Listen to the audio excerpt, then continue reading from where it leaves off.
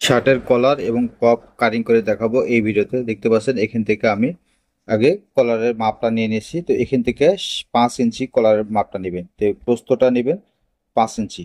তারপর এখান থেকে 5 ইঞ্চি নিয়েছি, নেওয়ার পর এই সাইডের দিক থেকে আপনার কপের জন্য 2.5 ইঞ্চি পরিমাণ নিতে হবে। তো এখান থেকে আমি যে 2.5 ইঞ্চি পরিমাণ এভাবে অল্প পরিমাণ একটু কাটিং করে নিয়েছি। তারপর এটাকে হাত দিয়ে একটু ছেড়ে নেব। তো এই যে বড় চড়াটা দেখতে পাচ্ছেন, এটা আপনার 5 ইঞ্চি নেবেন, আর এই কপের জন্য 2.5 ইঞ্চি পরিমাণ।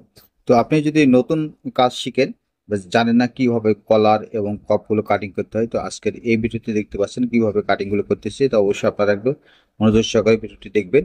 তো এখান থেকে 2 ভাঁজ করে নিয়েছি, এখানে 2টা কপ হবে। এই কপের এখানে লম্বার মাপ হবে 9.5 ইঞ্চি।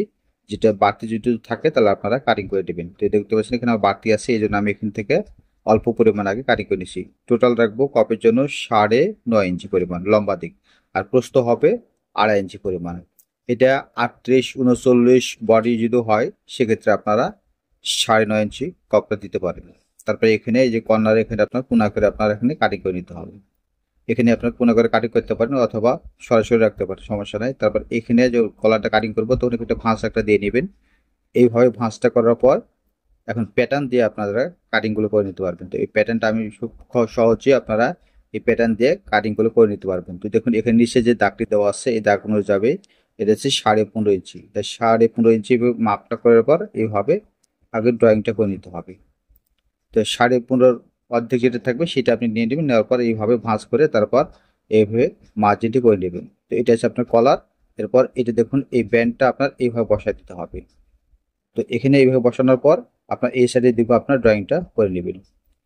তো এখানে আপনার এই যে এই সাইডের দিকে চতুর্থ সাইডে এইভাবে সুন্দর করে আগে মিল করে তারপর ড্রয়িংটা করবেন। তো আমার চ্যানেলে যারা নতুন দর্শক তারা অবশ্যই চ্যানেলটি সাবস্ক্রাইব করে রাখবেন, আর যারা এই ভিডিওটি পেজ থেকে দেখছেন তারা পেজটি ফলো দিয়ে রাখবেন এই ধরনের কাটিং এবং সেলাই ভিডিও পেতে।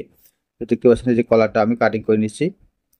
এই সাইড থেকে আপনারা যে বরাবর যে দাগ দেওয়া আছে দাগ অনুযায়ী আপনারা কাটিংটি করে নেবেন। তো যারা প্যাটার্ন কিভাবে কাটিং করতে হয়, শার্টের প্যাটার্ন 16, 15, 14, 13, তো আপনারা অবশ্যই জানাবেন, তাহলে আপনাদের জন্য এই প্যাটার্নগুলো কিভাবে কাটিং করতে হয় সেটা নিয়ে ভিডিও নিয়ে আসবো ইনশাল্লাহ। তো এটা আপনার ব্যান্ডটা যেভাবে ড্রয়িং করা আছে ড্রয়িং অনুযায়ী আপনারা এইভাবে কাটিং করে নেবেন। তো দেখতে পাচ্ছেন এই যে কাটিং করা হয়ে গেল। এই মিডিল আপনার এখানে মার্ক করে নেবেন, এবং কলারে যেটা এটা আপনার সেম এখানে মার্ক করে নিতে হবে, এবং এই সাইডে যে দাগ অনুযায়ী আছে দাগ অনুযায়ী বরাবর কাটিংটি করে নেবেন।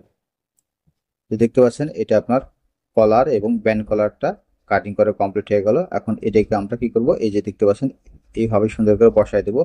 তো যারা এই জুগাড়ি নিতে জানেন না তারা কমেন্ট করে জানাবেন, তাহলে আপনাদের জন্য জুগাড়িটা কিভাবে করতে হয় সেটা নিয়ে আসবো। ধন্যবাদ সবাইকে। আসসালামু আলাইকুম রহমতুল্লাহ।